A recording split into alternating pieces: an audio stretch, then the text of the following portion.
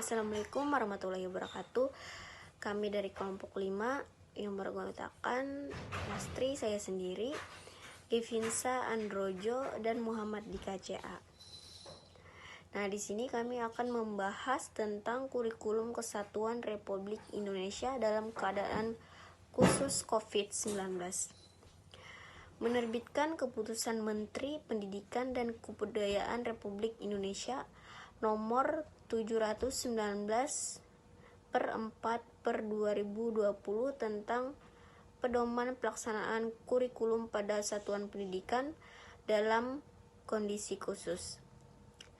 Satuan pendidikan dalam kondisi khusus dapat menggunakan kurikulum yang sesuai dengan kebutuhan pembelajaran peserta didik.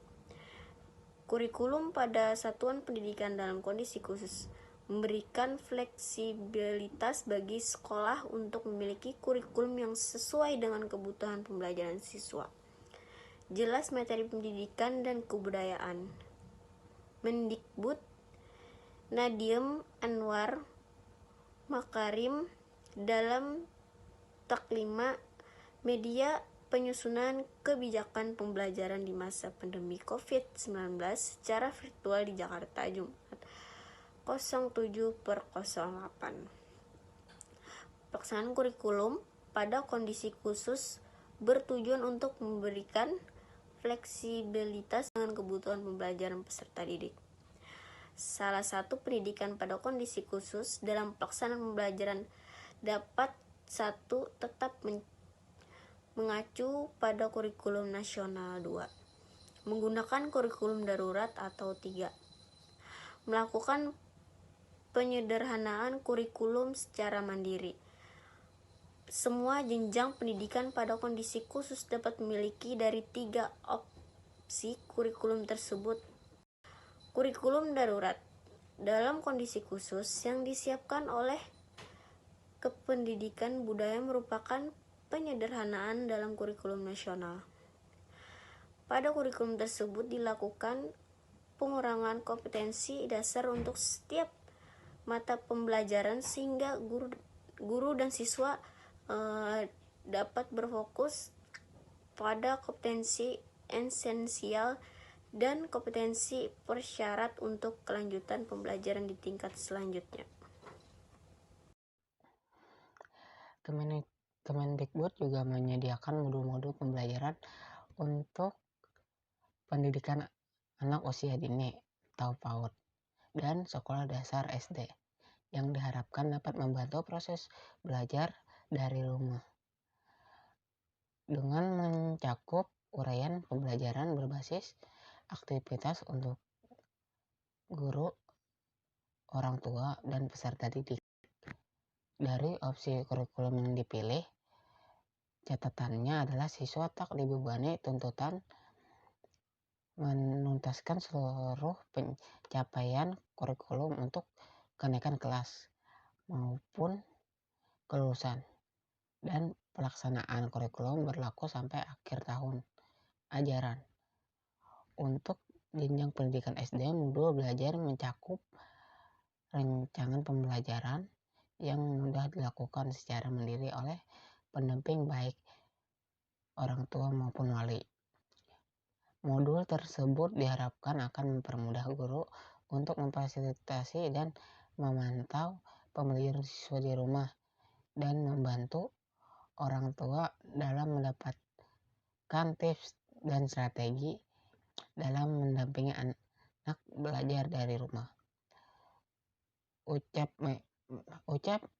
Mendikbud untuk membantu siswa yang terdampak pandemi dan berpotensi tinggi.